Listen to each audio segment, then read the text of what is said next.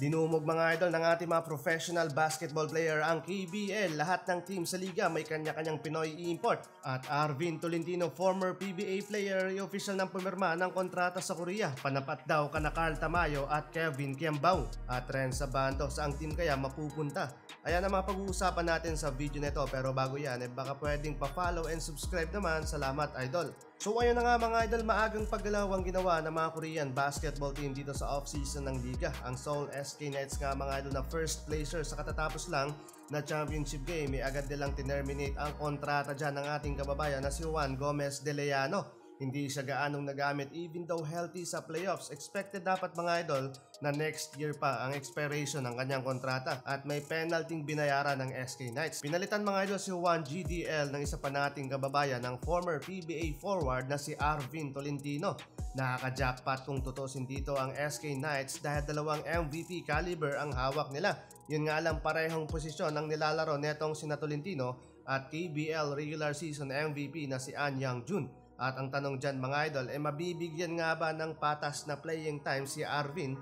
Lalo't isa daw sa problema ng SK Knights head coach, yung discrimination sa mga Asian import. O sabihin na natin walang ganong nangyayari sa loob ng SK Knights, at bakit si Arvin Tolentino ang kinuha nila? Well, pinaghahandaan kasi nila mga idol ang matataas na lineup ng defending champion na LG Shakers, lalo't may magbabalik sa kanilang lineup ang kanilang local player power forward si Yang Hoon Suk. Fit na fit mga idol kung tutusin si Arvin Tolentino para sa SK Knights, pangontra kay Carl Tamayo. Though alam natin na weakness ng isang Filipino player ang depensa, sanay na sanay naman si Tolentino sa pisikalan.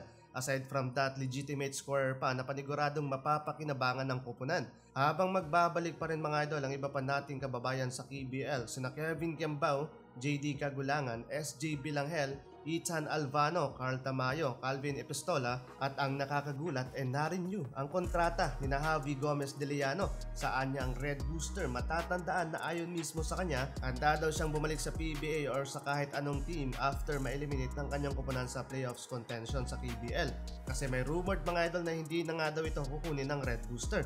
Pero nagbago yata ang isip ng KJC dahil naging malaking bagay itong si Javi lalo na sa playoff. Throughout the season, nag-average siya ng 8.4 points and 2.9 rebounds while shooting impressive 48% shooting from the field.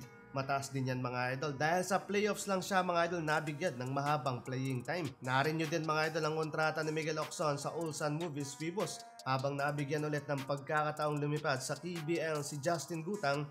Ayon sa report mga idol, mismong head coach ng Samsung Thunders ang nag-request para sa panibagong kontrata ng former Benil guard.